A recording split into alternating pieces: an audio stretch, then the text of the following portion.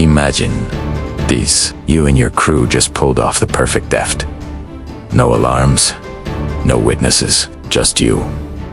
And a priceless blade that has slept for centuries. It's not just any sword.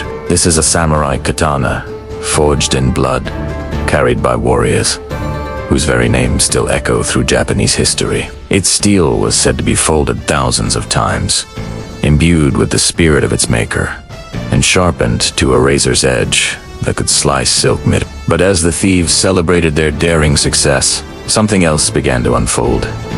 One by one, they began to die. Accidents, betrayals, illnesses that doctors couldn't explain. Entire families torn apart, and whispers spread whispers that this sword wasn't Tehust. Stolen it was Kursit. Tonight, we dive into one of Japan's most chilling legends, the stolen samurai sword that doomed its thieves. But before we begin, hit subscribe, because the deeper we go into these mysteries, the stranger, darker, and more unbelievable they become. And trust me, you don't want to miss what is coming next. Part 1. The world of the samurai. To understand this story, you have to understand what a samurai sword truly meant. For the samurai of feudal Japan, the sword wasn't just a weapon. It was a soul. The forging of a katana was ritual, almost spiritual. Swordsmiths worked in silence, folding steel again and again, chanting prayers to Shinto gods, purifying themselves before each strike of the hammer. Every blade was unique, its grain, its curve, its spirit. The samurai believed their katana carried the essence of their ancestors. To lose it was shame, to break it was tragedy. And to steal it, that was inviting something far more dangerous. Throughout Japanese history, legends abound of cursed swords. Some were said to drive men mad with bloodlust. Others brought death to every wielder. And some carried curses that lasted centuries, punishing anyone who dared touch them. And it's in this shadowy world where steel and spirit fused that our story begins. Part 2. The birth of the cursed sword. The sword in our tale is said to have been forged in the late 1500s, during the bloody Sengoku period, a time of endless warlords and brutal battles. The smith, none other than Muramasa, the infamous sword maker whose blades were feared for their bloodthirsty nature. According to legend, Muramasa prayed not for peace, but for violence, imploring the gods to make his blades hungry for blood. Samurai who carried them were said to become reckless, consumed with an urge to kill. Some historians argue this was superstition, but to those who lived and died by the blade, the curse was very real. Our sword, whispered to be one of Muramasa's last creations, passed through the hands of warlords, assassins, and shogun enforcers. Each left their mark on history. Each spilled blood, and each said, died tragically. Part 3. The theft. Centuries later, the blade ended up in a private collection, hidden deep inside a wealthy Japanese estate. Protected, admired, but not forgotten. Then came the thieves. In the late 20th century, a group of men, some Sengoku affiliated, others just desperate criminals, planned a heist. The prize wasn't gold, it wasn't cash.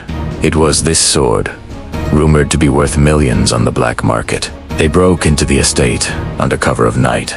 They bypassed guards, cut the alarm wires, and found their way into a sealed display room. There it was. The sword gleamed under faint moonlight, its edge reflecting like water, as if it were alive. They snatched it, wrapped it in cloth, and vanished into the dark. The heist was perfect. No one caught them, no alarms triggered, no police chasing. But something else had been awakened. Part 4. The curse unleashed. The first thief, the one who carried the sword on his back that night, was found dead 3 days later. Cause of death: an accidental fall from his apartment balcony. Witnesses said he looked like he was pushed, though no one was there. The second thief began complaining of voices. He said he heard whispers at night. Sometimes he'd see a figure in samurai armor standing at the foot of his bed.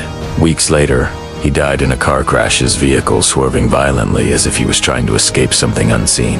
The third thief turned on his partners. Greed or fear drove him to kill one of them. But before he could sell the sword, his body was found floating in a river. One by one, every man connected to the heist was either killed, imprisoned, or driven to madness. And the sword, banished. Rumors claimed it passed through black markets in Hong Kong, Singapore, even Europe. Each time, whoever tried to own it met a grisly fate. Sudden illness, financial ruin, or unexplained death. The curse didn't stop at the thieves. It spread. Part 5, resurfacing of the sword decades later. Whispers surfaced that the blade had reappeared in Tokyo. A private collector allegedly paid millions for it, but not long after, tragedy struck again. The collector's mansion burned down. His family barely escaped, but he did not. Some say the sword was destroyed in the flames. Others claim it survived and is once again moving through hidden collections, changing hands, leaving chaos in its wake. Part 6. The Modern Mystery. So, where is the sword now? No one knows for sure. Some insist it locked away in a vault in Europe, owned by someone too powerful to fear curses. Others believe it was secretly returned to a shrine in Japan, buried so its spirit could finally rest. But the legend remains, and every few years, a new rumor appears. A cursed auction, a mysterious death, a sword no one dares display publicly. Part 7. Theories and analysis. Skeptics argue it's all coincidence. Thieves live dangerous lives. Collectors with too much money often make enemies. Death and crime follow naturally, but believers, they point to centuries of cursed sword legends, Muramasa's blades, the Tsurugi of Murakumo, and countless others. Maybe the sword was more than steel. Maybe it carried something else. Rage, blood, spirit. Something that never forgave being stolen. Here's the chilling question. Do you believe in curses? If you held a blade worth millions, would you sell it, display it, or drop it and run? The story of this stolen samurai sword reminds us that some treasures are never meant to be taken. Some things are guarded not by alarms or police, but by something far older. And the next time you hear of a priceless artifact vanishing into the black market, ask yourself, is it just a heist story? Or is it a curse waiting to strike again?